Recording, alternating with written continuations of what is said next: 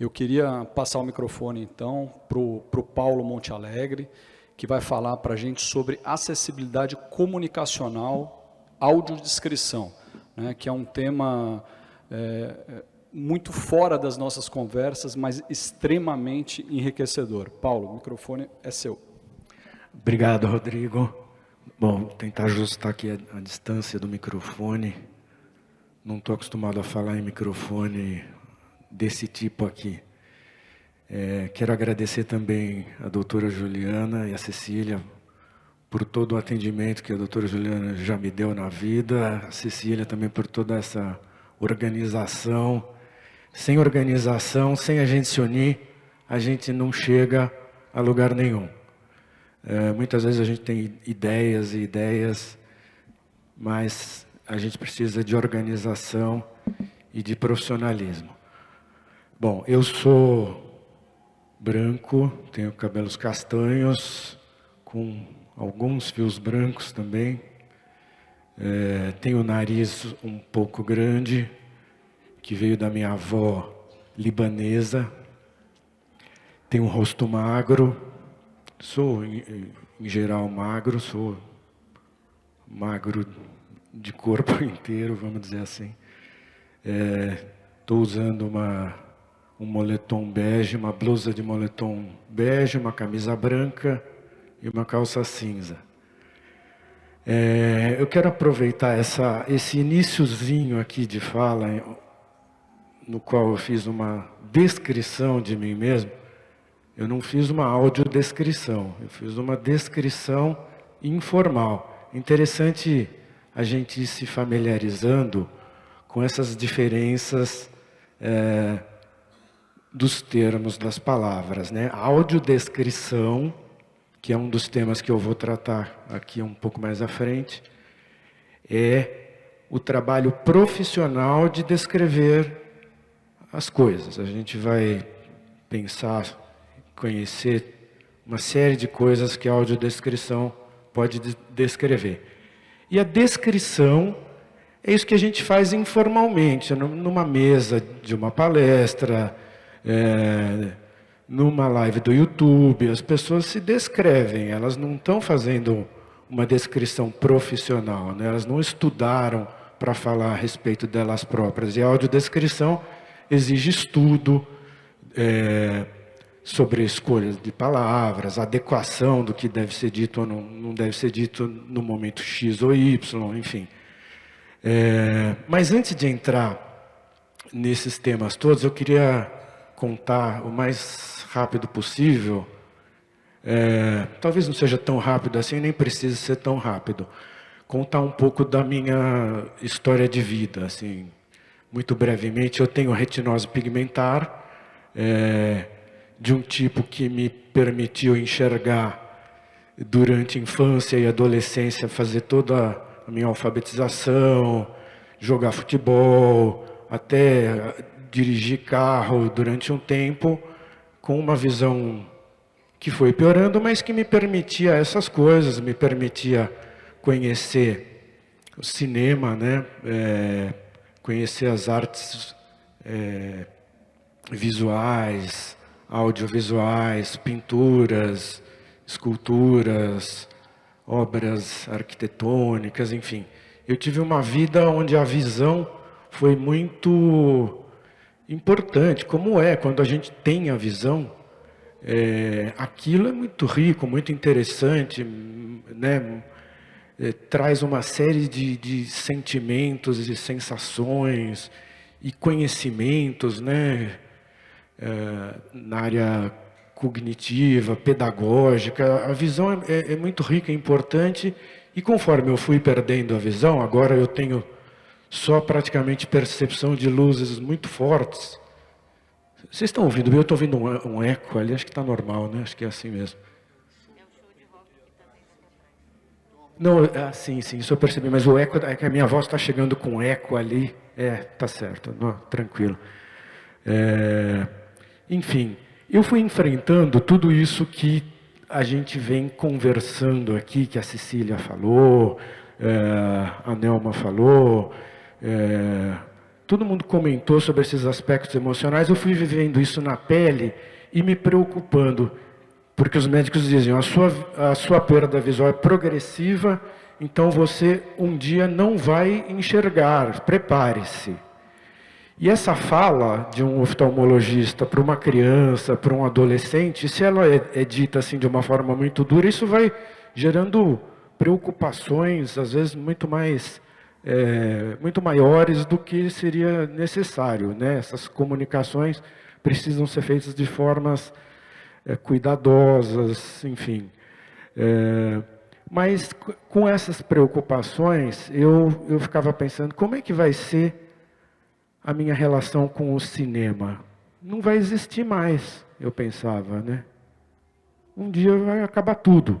Essa vivência de luto, essa vivência de drama, a gente precisa falar, às vezes, com uma certa abertura. A gente não evolui, não se assume, a gente não se aceita se a gente não puder falar das coisas, né? Então, falar abertamente foi também um dos caminhos para a minha aceitação e para o meu percurso profissional dentro dessa área da acessibilidade comunicacional.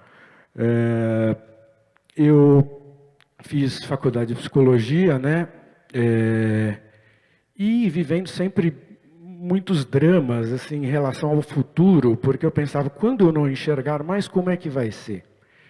E uma curiosidade para vocês, que eu acho interessante, é que, além da retinose pigmentar, eu tenho uma doença que chama hipoglicemia reacional, que é uma doença endócrina que gera consequências neurológicas assim, importantes. Assim, a vida inteira eu fui passando por momentos de hipoglicemia. Quem tem diabetes geralmente sabe, ou pode saber, como que é a hipoglicemia, você fica fraco, falta açúcar no cérebro, falta energia no cérebro.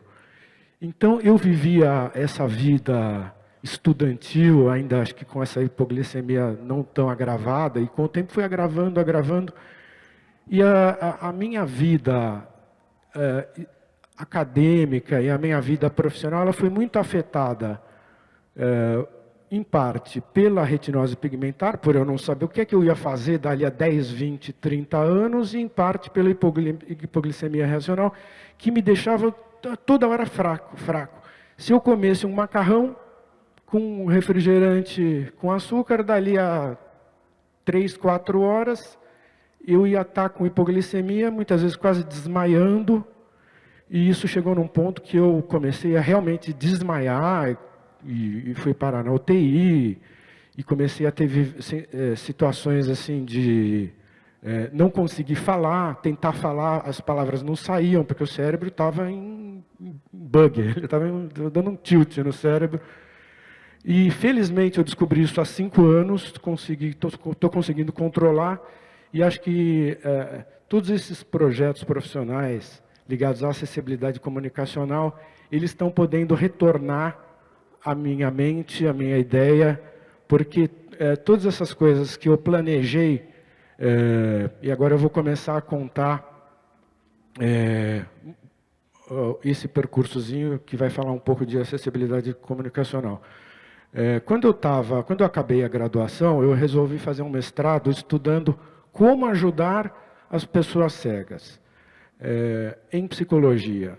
E aí eu tinha me apaixonado por um autor, que é Jean Piaget, que só praticamente acho que pedagogos e psicólogos já ouviram falar, mas que é um autor que talvez pais também conheçam por conta de escolas construtivistas e tal, que é um autor que deu base assim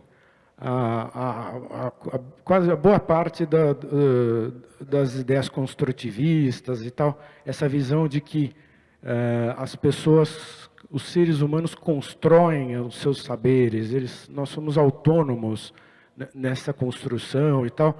Só que isso tem requisitos importantes, né? Para a gente construir, a gente precisa de um universo, de um mundo, um mundo que se comunique com a gente. A gente precisa ter comunicações, a gente precisa ter um mundo para agir sobre ele. E as crianças, eu ficava pensando, como é que é a educação das crianças cegas, como é que deve ser, como é que não deve ser. E aí eu fui estudar Piaget e estudar a inclusão das crianças cegas no ensino regular. Estava começando, a ideia de inclusão estava sendo lançada, e aí eu fui fazer uma pesquisa de mestrado que foi muito interessante, muito rica, para eu começar a conhecer um universo um pouco mais amplo da deficiência visual.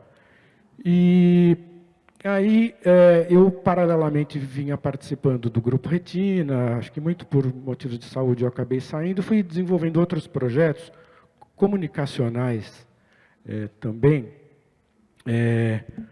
Eu acho que o primeiro deles foi a arrecadação, no início uma arrecadação de doação de maquetes arquitetônicas, que eu tive a seguinte ideia: as pessoas cegas, que nunca enxergaram prédios, etc., a maquete ela é um recurso comunicacional fantástico, né? E aí eu pensei, bom, tem alunos de arquitetura que fazem suas maquetes ali obrigatoriamente no curso, eu vou pedir que esses alunos doem, eu vou formando um acervo de maquetes, vou formando uma equipe para captação de recursos, para a gente ter verba para produzir maquetes cada vez mais complexas e futuramente maquetes mais fortes, porque essas feitas por alunos eram muito fraquinhas e tal. Então, esse projeto ele andou até um certo ponto e aí acabou, por motivos diversos, não vem ao caso aqui, ele acabou ficando na gaveta. Eu fui tentando depois reativar esse projeto junto a outras ONGs, não aquela ONG inicial onde eu tinha começado. E aí já com a visão de que tudo que eu planejava naquela época, que eram maquetes feitas com estilete, com ferramentas mais antigas, a gente já tem hoje impressoras 3D, cortadores a laser, fresa digital. E eu pensei, puxa, agora é o momento de retomar aquilo e retomar também a ideia que eu já tinha de fornecer um acesso comunicacional nos temas pedagógicos, artísticos e culturais em geral. Então, agora com uma impressora 3D, a gente consegue fazer uma miniatura de uma escultura, a gente consegue fazer uma miniatura de um animal, a gente consegue fazer uma miniatura de uma célula, a gente consegue fazer uma infinidade de coisas que são importantes para a educação das pessoas com deficiência visual, e esses recursos não estão aí, não tem ninguém fazendo, produzindo. O que existe de recurso adaptativo dentro das escolas inclusivas ainda é muito pouco. E aí também eu vejo que as minhas condições neuroendócrinas, elas atrapalharam muito realmente, assim, porque tudo que eu fazia era um esgotamento assim, físico e emocional que vocês não fazem ideia. Mas eu sempre tentando levantar e, não, vamos lá, acho que eu posso colaborar nisso, vamos tentar conseguir gente para ir tocando essas coisas. E aí, paralelamente a isso, eu fui conhecendo a audiodescrição profissional, né? Quem fazia a descrição dos filmes, ou até muitas vezes, quase sempre, audiodescrição, porque a minha esposa se tornou quase que profissional em descrever os filmes para mim. Ela parava o filme, descrevia uma cena, o que eu não entendia eu perguntava. Então, o texto final era praticamente profissional, né? Mas aí eu descobri no Cine Sesc, aqui de São Paulo, as sessões com audiodescrição. E eu fui lá, assisti, e desconfiado, como é que será que é isso, né? E os caras faziam audiodescrição de 40 filmes em 120 sessões, para 100, 115, 120 sessões em 3 semanas. E eles faziam isso ao vivo lá, o filme rodando e o narrador lendo ali. Hoje muita gente acho que já está vendo audiodescrição gravada na Netflix, gravada nos aplicativos. No finalzinho eu vou falar dos aplicativos. Isso eu acho essencial trazer para quem não conhece por onde assistir a audiodescrição, né? E eles faziam isso de uma forma muito profissional e ao vivo ali. Eu me apaixonei, me emocionava e chorava nos filmes. E fui conhecendo essa equipe e, no fim, fui trabalhar para eles, com eles, né? Sou consultor em audiodescrição desde 2011. E aí, sempre aprendendo e vendo muito a importância do profissionalismo nesse recurso, porque uma coisa que tem acontecido bastante é que o recurso ele se difundiu em vários espaços, muita gente passou a conhecer a audiodescrição e passou a pensar, bom, agora vou trabalhar com audiodescrição. E o que acontece? As empresas que contratam a audiodescrição, elas querem o valor mais barato. Eu vou fazer com esse aqui, é como se fosse fazer eu preciso de uma cadeira. Esse aqui cobra 50, aquele outro cobra 100. Vou fazer esse aqui por 50, porque a cadeira do mesmo jeito. Só que não é. Muitas vezes, as pessoas que têm que trabalhar de formas muito corridas, etc., ou até às vezes por descaso mesmo, elas não contratam um consultor. Muitas dessas empresas baratas não têm o profissionalismo de contratar uma pessoa com deficiência visual qualificada para analisar, validar, qualificar aquele texto audiodescritivo, e aí sai o barato e mal feito, né? A gente fica muitas vezes com audiodescrições meio precárias, faltando informações essenciais, fazendo muitas vezes com voz sintetizada aquilo que outras empresas fazem com voz humana, então cobram um pouco mais, porque isso vai trazer uma qualidade melhor, sendo a narração pela voz de um profissional de narração, um profissional de locução, não é qualquer um que vai lá e grava, tem que ter formação nisso, né? Então, eu não sei o meu tempo aqui, eu tinha alguém... Oi? Ah, tá. Então,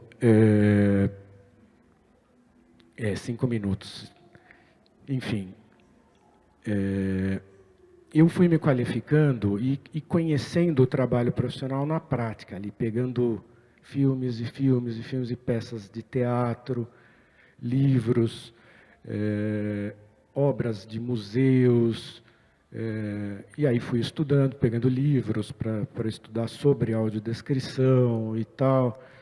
E cada vez mais eu vejo que é um trabalho assim, muito complexo, muito difícil, porque a gente precisa, dentro de um filme que está rodando, que está correndo, a gente precisa conseguir encaixar ali o que é essencial, o que é principal, ou em termos de uma informação específica, assim, por exemplo, o personagem tal pegou um revólver. Se você não disser aquilo, vai estragar o filme ali na frente. Se for ficar descrevendo outras coisas, uma coisa que eu acho interessante comentar com vocês são as expressões faciais dos personagens, né?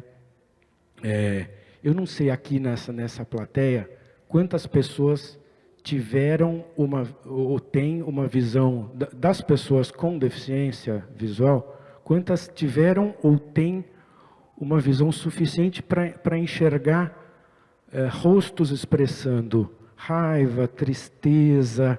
Aliás, eu vou aproveitar e fazer uma rapidíssima enquete aqui. Eu vou pedir para todo mundo que for, depois que eu disser 1, 2, 3, vocês respondem eu. Quem aqui tem deficiência visual? Aí, galera, ó, bastante. Quem aqui não tem deficiência visual? Ah, ó, inclusão, todo mundo junto aqui. Beleza. Quem aqui enxergou ou enxerga rostos expressando emoções? Raiva, tristeza. 1, 2, 3. E quem aqui nunca enxergou rostos expressando emoções? Olha que interessante. E isso é uma coisa muito rica para a gente pensar, não só na audiodescrição, mas na inclusão como um todo. 3 minutos. Contagem regressiva. Algumas pessoas que nunca enxergaram rostos, elas passaram a acreditar que não existe expressão emocional de tais e tais tipos. Não existe expressão de tristeza, não existe expressão de raiva, não existe uma expressão facial arrogante. Isso se disseminou de uma forma quase que científica, feita por pessoas que estudam, pesquisadores, que acreditam que a expressão facial humana ela é pura interpretação livre de quem olha. E quem enxergou realmente rostos, uma cara de choro, você não tem dúvida se um colega meu disse, não, mas a pessoa A vai dizer que é tristeza, a pessoa B vai dizer que é raiva, a pessoa C vai dizer que é alegria. Não, a comunicação não verbal, instintual e involuntária do ser humano, ela não é desse tipo, assim, cada um pensa de um jeito. Então, eu fiquei muito surpreso quando eu vi audiodescrições em todas as expressões emocionais, dizendo, Joãozinho franze a testa, Joãozinho franze a testa, Joãozinho abre os olhos, Joãozinho abre a boca, Maria franze a testa. Só que esse franze a testa podia significar tristeza, raiva, medo, 1001 emoções que envolvem um franzir de testa. As pessoas que enxergam não têm muita dúvida disso, que quase tudo que a gente expressa emocionalmente no rosto dá uma mexidinha na testa, né? Só que são desenhos completamente diferentes, enfim. E eu venho trabalhando, assim, por um lado, para tentar enriquecer a visão das pessoas cegas que não sabem desse universo expressivo, porque nas artes, na cultura, no cinema, no teatro, a expressão emocional é quase que o centro, né? É uma base essencial. Então eu venho tentando informar pessoas cegas que nunca viram essas expressões faciais de que isso existe, né? E muitas vezes não se consegue e tal. Mas muitas e muitas a gente consegue. E a gente precisa ir conversando com muita delicadeza, com muita profundidade também, né? Então, quer dizer, a audiodescrição tem sutilezas, assim, não vai dar tempo. Eu pensei 20 minutos para falar de acessibilidade comunicacional e audiodescrição, só vai dar para dar uma pinceladinha, assim, muito geral, né? Acredito que a gente vai ter outras oportunidades para se aprofundar mais, se for o caso e tal. Mas a audiodescrição, ela pode ser a respeito de tudo que é visível, assim. A gente conhece mais produtos de Netflix, de streaming, de televisão, já tem audiodescrição em televisão aberta há bastante tempo, assim, há muitos anos, mas dá para descrever paisagens, dá para pensar isso num contexto de turismo, né? De ministérios de turismo, secretarias, enfim. Na área pedagógica, é óbvio, né? E isso envolve uma especialização ainda mais cuidadosa, não sei se ainda mais, mas é que a delicadeza do aprender é uma coisa muito séria, né? Então, a audiodescrição dentro de uma escola, de uma faculdade, é uma coisa extremamente importante que também exige qualificação, enfim. Teatros, museus, festas de casamento, missas, tudo quanto é coisa hoje em dia vem sendo audiodescrito e muita coisa com profissionalismo, né? E muita coisa com baixo profissionalismo, né? Então eu vou, acho que deve ser 1 minuto, tempo esgotado. Então, se alguém quiser me perguntar sobre os aplicativos, eu já deixo um espaço, porque é um tema importante para a gente conhecer. Eu quero só fazer uma pergunta. Quem aqui nunca usou a audiodescrição? 1, 2, 3. Olha só, então as pessoas precisam realmente ter acesso aí. Quem aqui já usou a audiodescrição? Tá uns 60% já, e uns 40% não, imagino eu. Mas enfim, eu vou passar a minha fala agora para o próximo palestrante. Agradeço muito a presença de vocês. Essa minha vida aí de emoções extremas com a hipoglicemia, o coroamento disso é estar em contato com vocês, é estar podendo falar para vocês e ter quem ouça e conheça tudo isso que eu me dediquei. Obrigado, pessoal.